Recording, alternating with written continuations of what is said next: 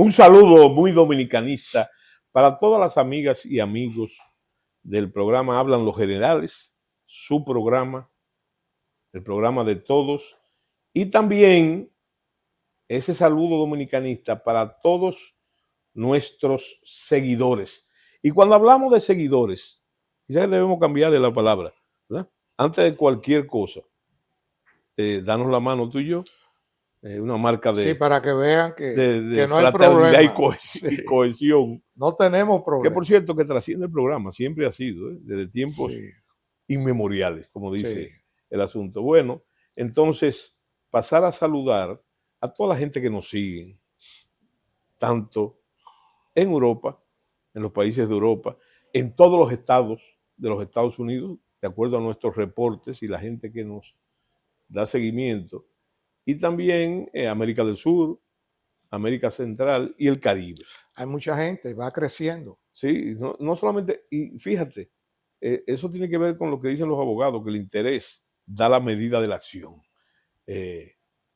Mientras más lejanos, sobre todo en el caso de los amigos que no son dominicanos, es interesante porque va de un interés nacional a un interés regional también, y hasta hemisférico, ¿verdad? Por lo que siempre ha significado la República Dominicana o la isla de Santo Domingo, la República Dominicana, para geopolíticamente, geoestratégicamente.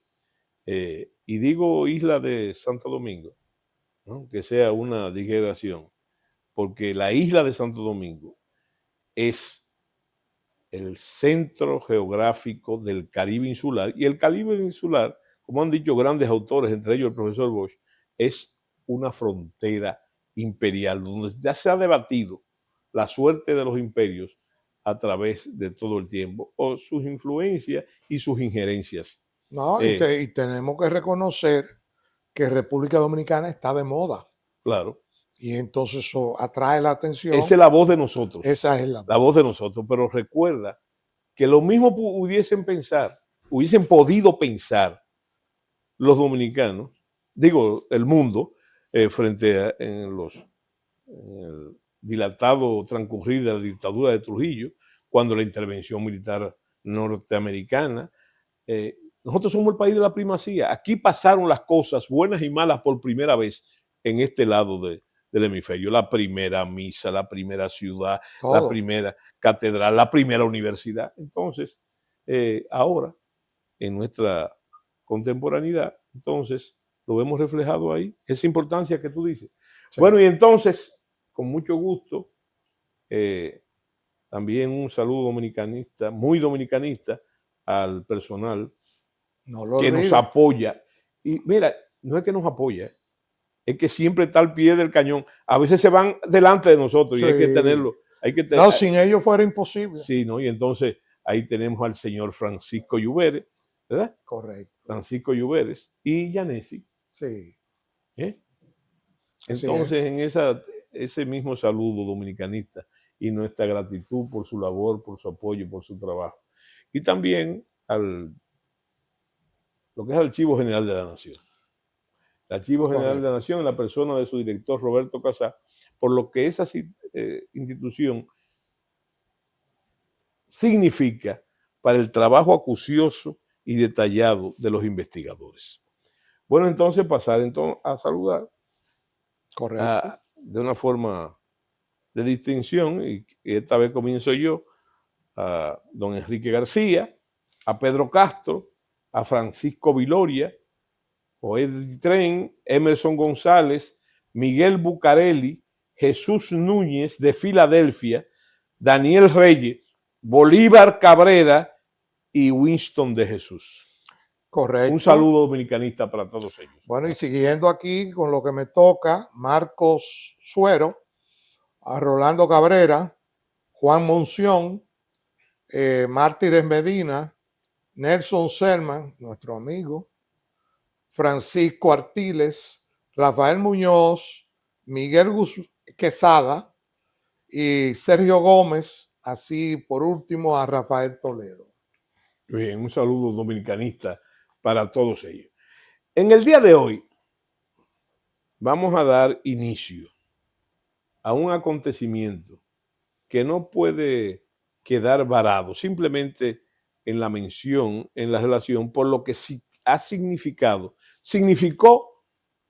ha significado y significa en la vida nacional, que fue la llamada guerrilla de las Manaclas.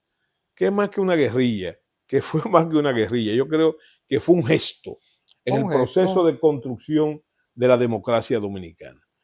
Como siempre, esta saga, que va a tener invitados, ¿verdad? Va a tener invitados luego, pero como una saga, yo creo que el trabajo del programa de hoy, que es algo que nos preocupa a ambos mucho siempre, es no solamente los antecedentes, sino dar muestra para el mismo beneficio que motiva este programa, que es en favor de las futuras generaciones.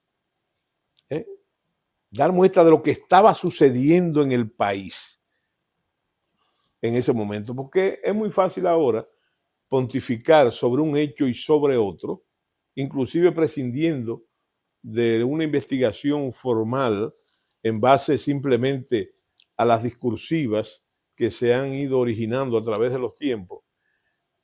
Es muy fácil, como decían los indios Sioux, es muy fácil ser valiente a la distancia, pero yo creo que hay que desentrañar, dar una imagen, ¿verdad? No solamente de los intríngulis de esas situaciones, sino de lo que estaba pasando en el país. Porque ahora, a la luz de lo que está pasando hoy en el país, de nuestra cotidianidad, de nuestra actualidad, entonces es muy fácil despacharse con consideraciones ajenas a esa situación, ¿verdad? Alguien dijo una vez que el hombre es él y sus circunstancias. Y sobre esas circunstancias es que vamos a hablar. Nos ha sido un poco difícil no, tratar de no pecar de imprecisión de cuándo se originó realmente el impacto político del movimiento 14 de junio en inicio. Y digo que es un tanto embarazoso porque no se puede desprender, y eso es parte de lo que todo ello significa, con lo que fue la expedición o los expedicionarios del 59. Del 59 que se llamó la raza inmortal. Claro. Pero fíjate un detalle interesante. De ahí tomaron el nombre. Y sí, yo creo que a instancias tuyas, fuera de cámara, debe comenzar por ahí el asunto, ¿verdad? Sí.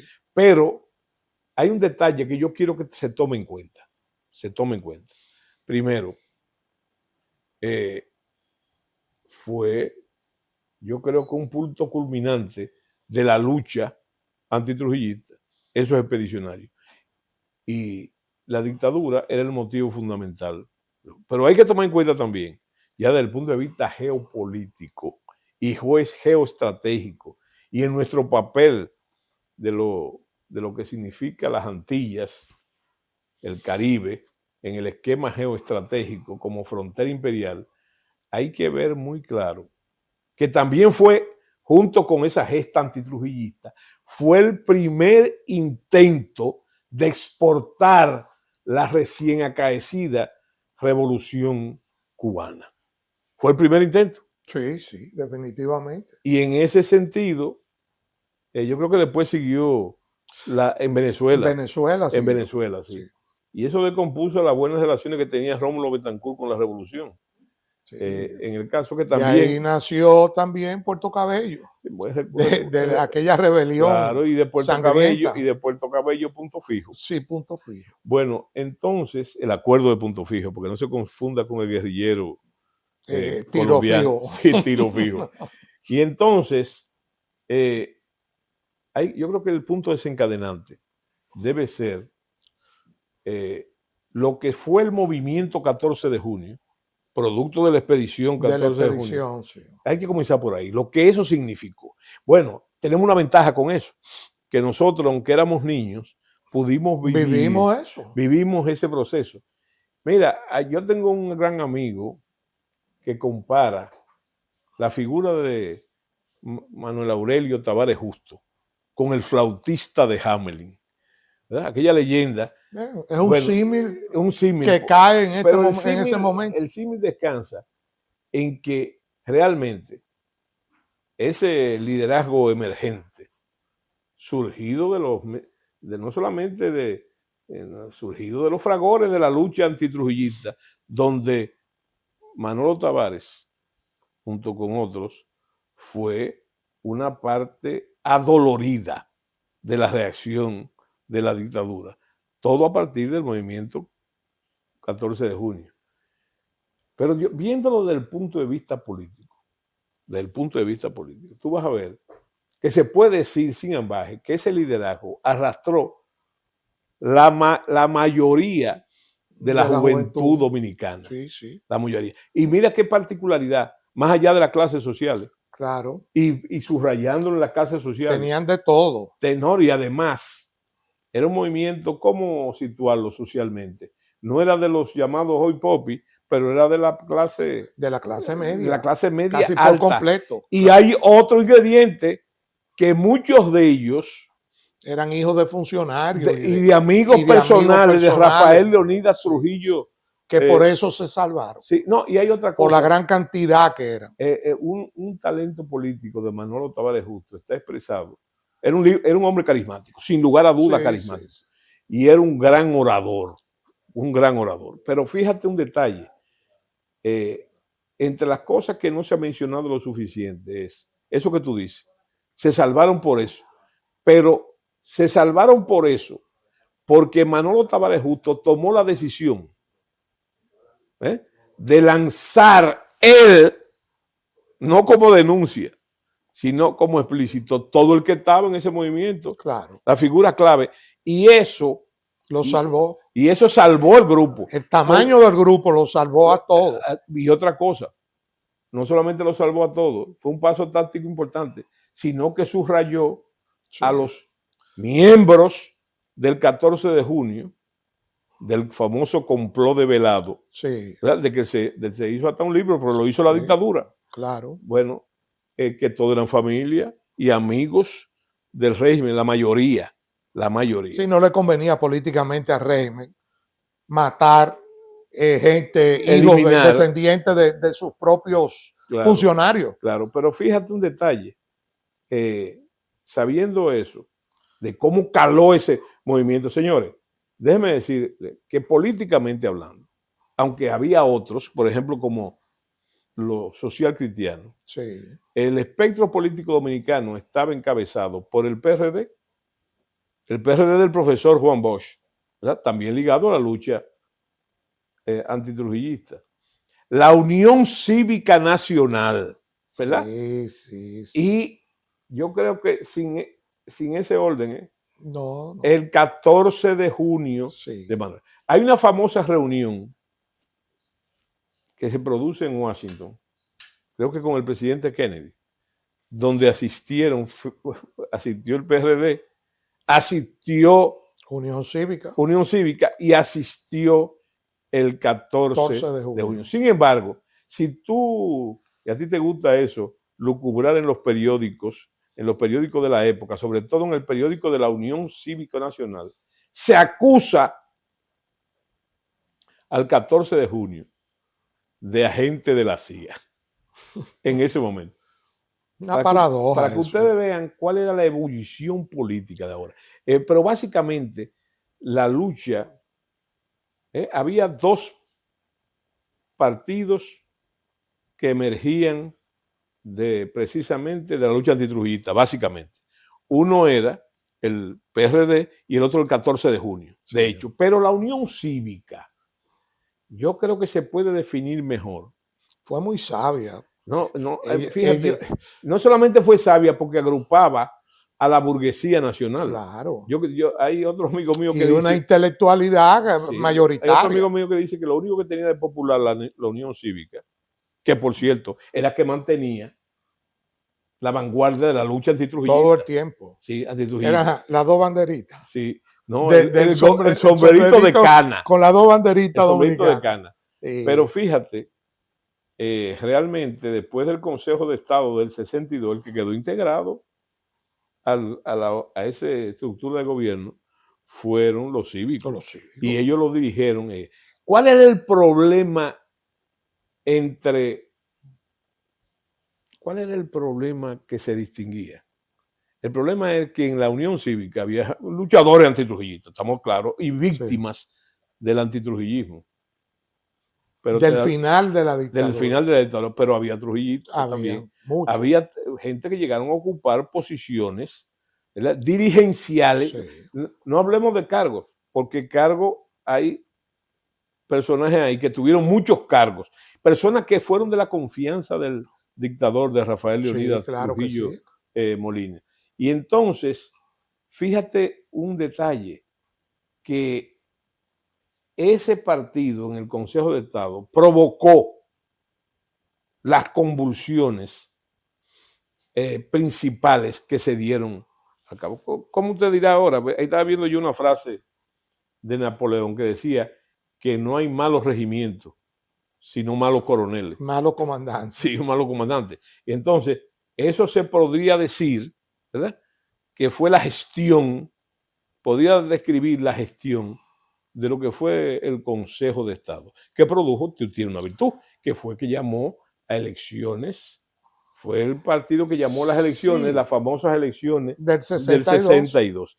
Pero, sí, es verdad, pero ellos trataron de hacer una transición, pero fue chueca, fue una cosa chapuceada, que produjo los problemas que parimos en el 63 y en el 65. Claro.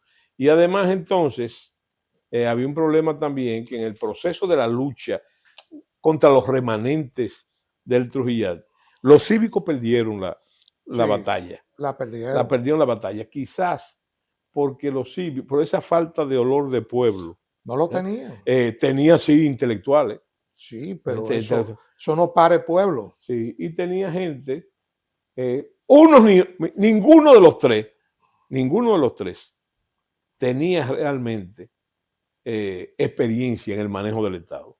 Porque los que más tenían a los cívicos, pero tenían entonces el San Benito de muchos de ellos haber sido trujillistas. Claro. Entonces, fíjate, todos cometieron errores en lo que es el manejo del poder, en una que otra gradualidad. Yo creo que este es el momento preciso para hacer una pausa y retomar el tema dentro de un momento. Sí.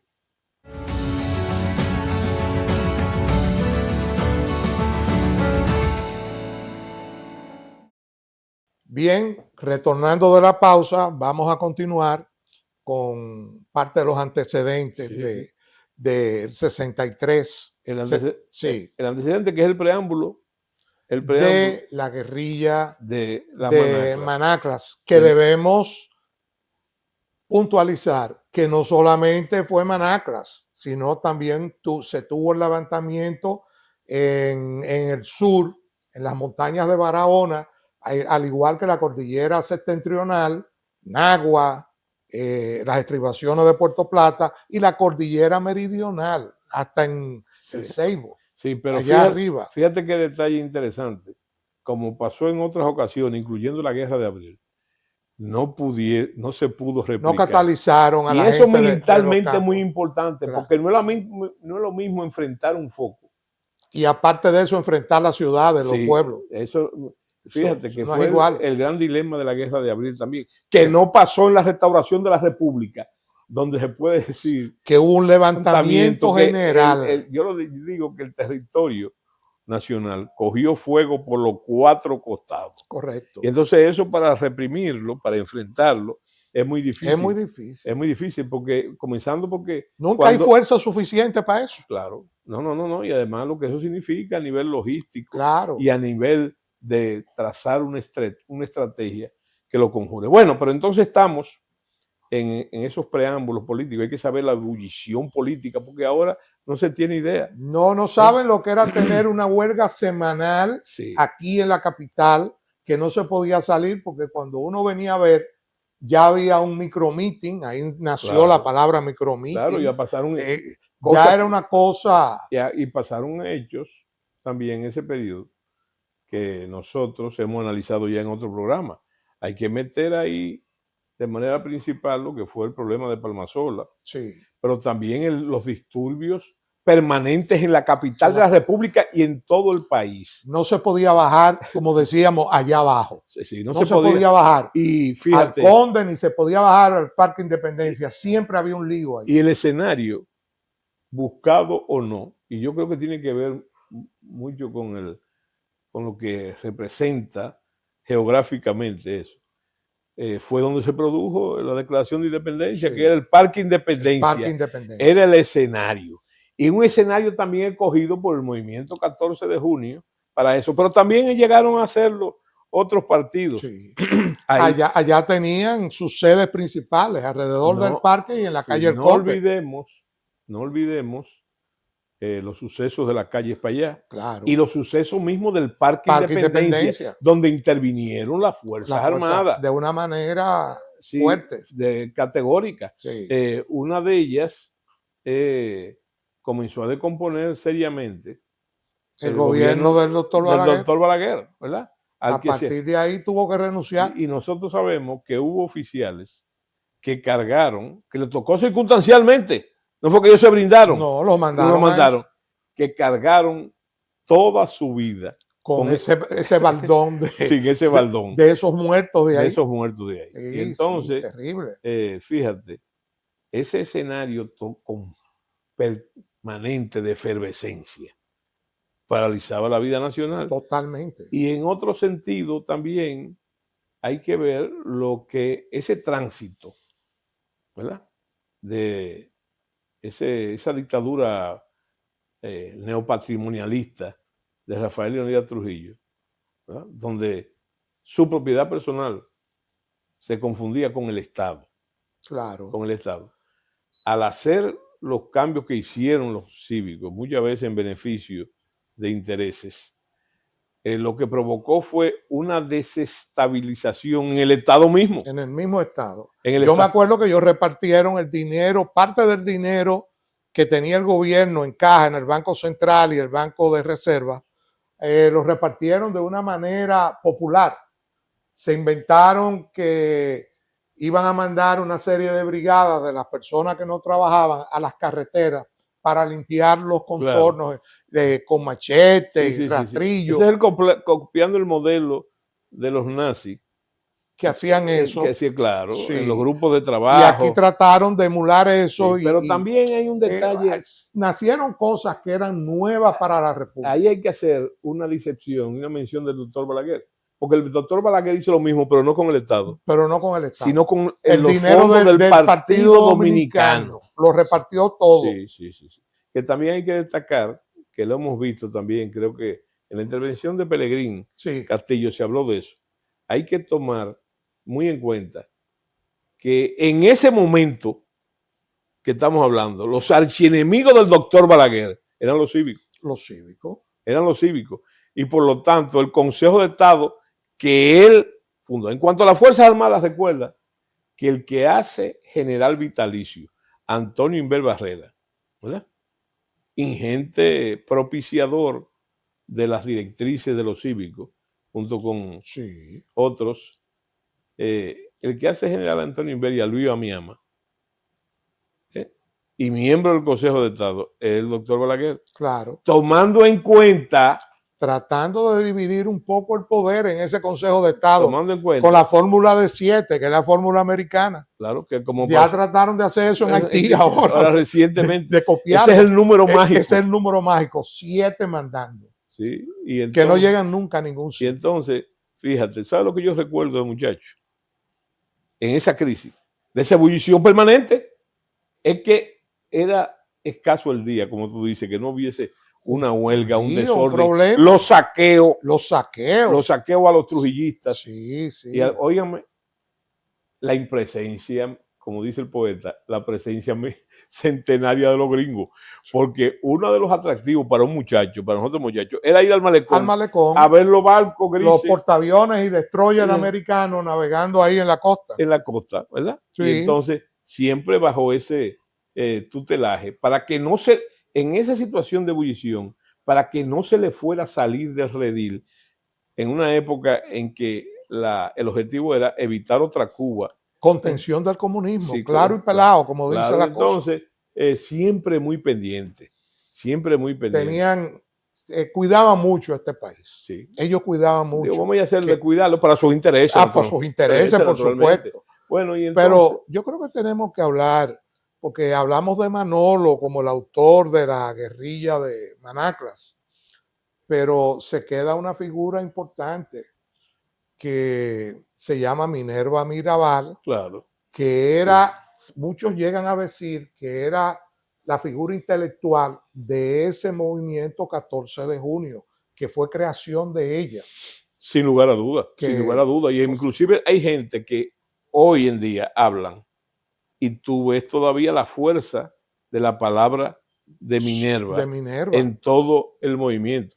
Naturalmente que tú tienes que ver que, de hecho, hablando de las Manablas, aunque fueron los ideales de ella que estaban detrás de muchas de esas acciones, hay que tomar en cuenta el papel de el mismo Manolo Tavares Justo, que era no solamente de Montecristi, ¿no? Sino que era fue pariente y protegido de doña Isabel Mayer. Claro. E Isabel Mayer, su sobrino, Isabel Mayer era una cacica del trujillismo. Zona noroeste, políticamente ella la manejaba. No tiene que ver que doña Minerva le tirara la toalla nunca a Manolo, porque los hechos están ahí. Sí. Pero es un antecedente que hay que tomar en cuenta, ese.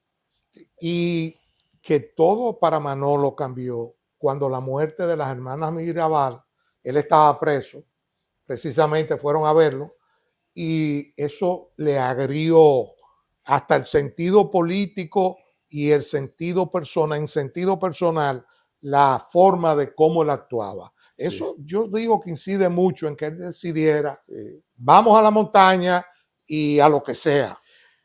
Fafa Taveras, que fue uno de los ingentes dirigentes de ese grupo en la cercanía de Manolo Tavares Justo, dice que él siempre sorprendió lo que tú dices en el perfil psicológico de Manolo, la frialdad de hecho de Manolo frente a los acusados y asesinos.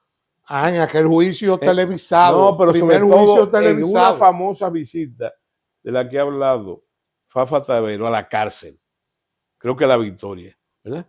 Hablando con su, digo naturalmente, sin hacer concesiones, ¿verdad?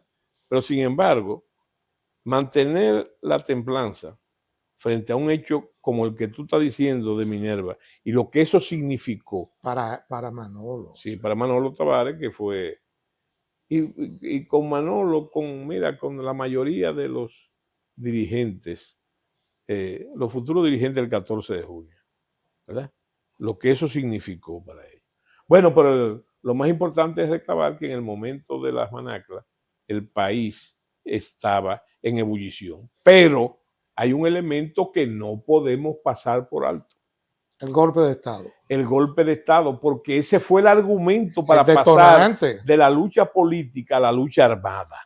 ¿Verdad? Sí, porque Manolo había hecho un compromiso en el Parque Independencia, un discurso famoso, que él dijo que si atentaban contra el gobierno del profesor Bosch, gobierno que él no apoyó, porque no lo apoyó ni se alió para las elecciones, pero dijo que si atentaban contra él, entonces verían al 14 de junio que sabía dónde estaban las escarpadas montañas de Quisqueya. Sí. Hay un elemento. Él amenazó con eso. Estamos de acuerdo. No, y el golpe el 14 de junio sabe muy bien dónde están las escarpadas montañas de Quisqueya. Pero hay un detalle interesante, ¿verdad? Porque hay que verlo siempre militarmente, ¿no? Como vemos nosotros. Eso fue más que una amenaza, No, fue un compromiso desafuero táctico, táctico. porque puso a la fuerza de seguridad en En esa vía, alerta. en esa vía, en Ya alerta, comenzaron a y seguirlo actuaron en consecuencia, y a actuaron en investigarlo. consecuencia, y entonces fue un desatino táctico, digo yo. Sí.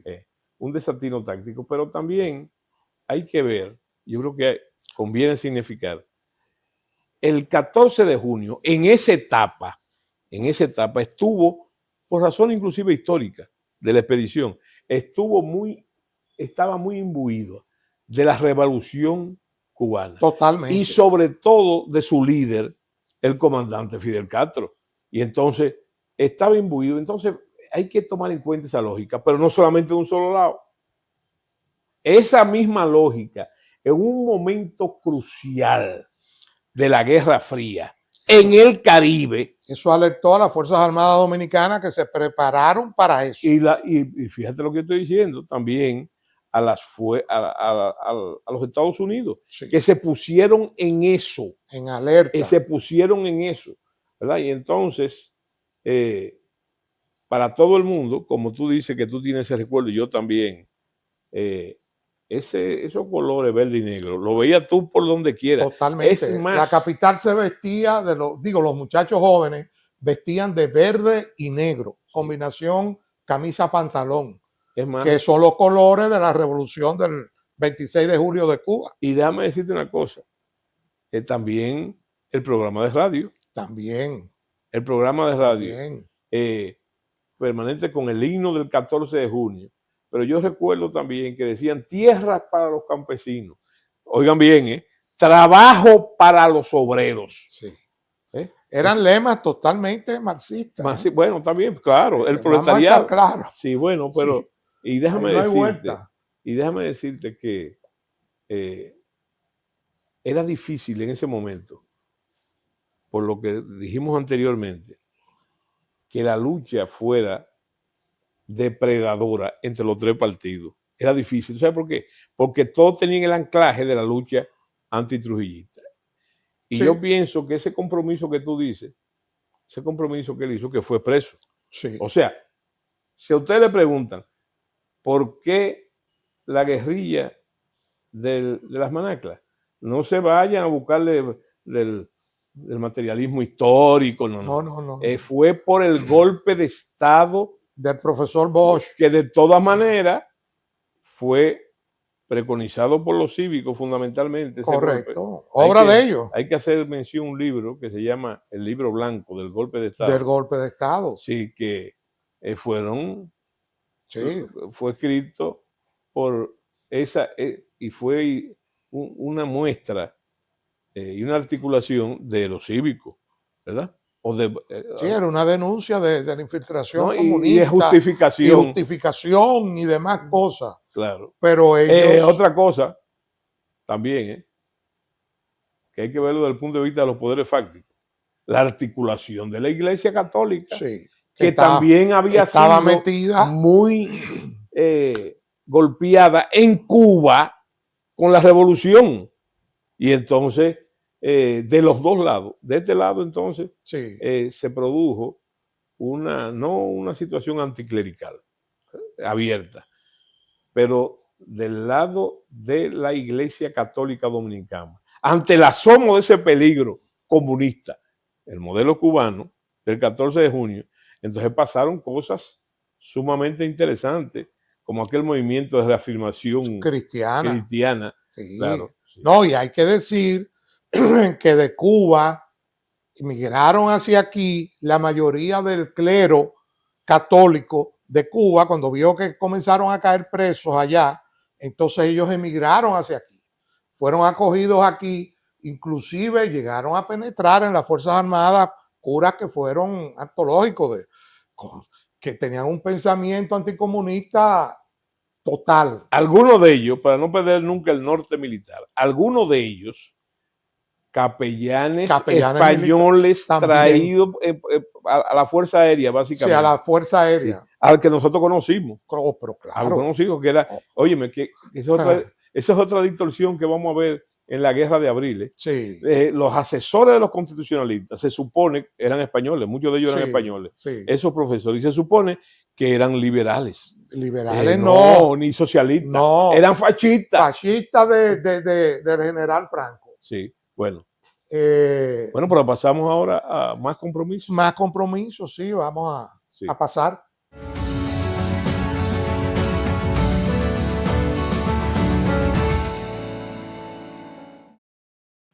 Bien, volviendo de nuevo, vamos a continuar con los antecedentes y tratando de mostrarles a ustedes qué estaba pasando en el país. Sí, bueno, hemos agotado ya, así. Políticamente ya creo que hemos hablado bastante. El espectro que había, sí. Que se puede resumir en una lucha entre las tres organizaciones políticas y el partido, que vamos a ver la importancia después, los social cristianos, ¿verdad?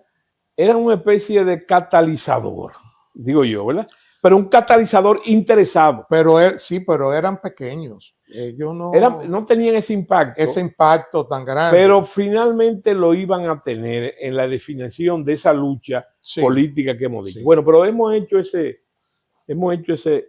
visual. Sí, yo creo que es tiempo de fijarnos en las Fuerzas Armadas. Lo que estaba pasando en ese dentro de la Fuerza Armada. Y lo que hay que decir es que se había comenzado, decirlo así, a partir del golpe de Estado de Echevarría y sus consecuencias, a resquebrajar esa unidad monolítica de la Fuerza Armada en cuanto al trujillismo. Sí. ¿Verdad? Entonces, las Fuerzas Armadas hay que comprender que estaban conociendo una nueva realidad y se estaban ajustando a ella, ¿verdad? A esa nueva realidad política. Recuerden que Morris Janowitz, un tratadista norteamericano en El Soldado Profesional, dice que las Fuerzas Armadas son un reflejo de la sociedad donde desarrolla y que no están ajenas a esas experiencias políticas, a pesar de que sus reglamentos y sus ordenanzas declaran que son apolíticas, apartidistas, obedientes al poder civil y que en ningún caso pueden deliberar. Sí. Bueno, es difícil. Pero yo creo que la misma situación política arrastró a las Fuerzas Armadas a que se polarizaran. Por ejemplo, la aviación, que era el polo de poder, lo más poderoso que había, se recogió aún más y se distanció del ejército. Sí. Y la Marina, que siempre era tradicional y muy cuidadosa, también se replegó. Es más, comenzó un proceso, mucho por adelante, de tratar en esa relación de poder, de tratar de disminuir ese poder, trasladando oficiales y medios a esas instituciones que tú has dicho. Sí, se comenzó el desmantelamiento del poder. Del polo de poder. De la aviación militar dominicana. Que la gente dice trujillista y no es verdad. No. Porque realmente, si tú estudias, no vamos a entrar en eso ahora, fueron los pilotos de la Fuerza Aérea que terminaron de sacar a los Trujillos. Es más, que comenzaron a sacarlo.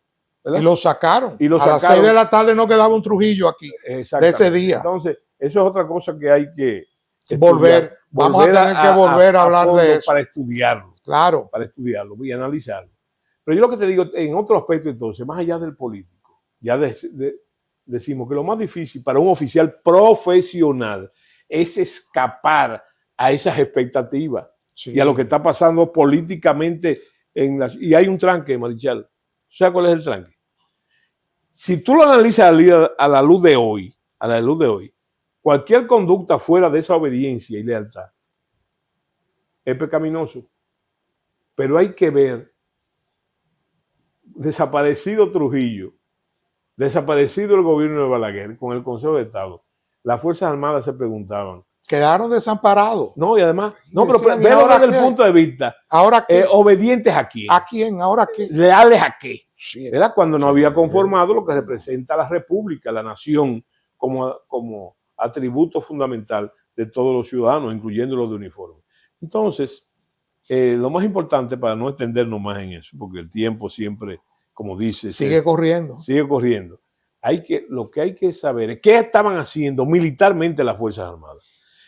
ese es el momento en que se comienza a introducir la política, la doctrina de contrainsurgencia en las Fuerzas Armadas, que se había iniciado ligeramente después de las expediciones del 59. Sí.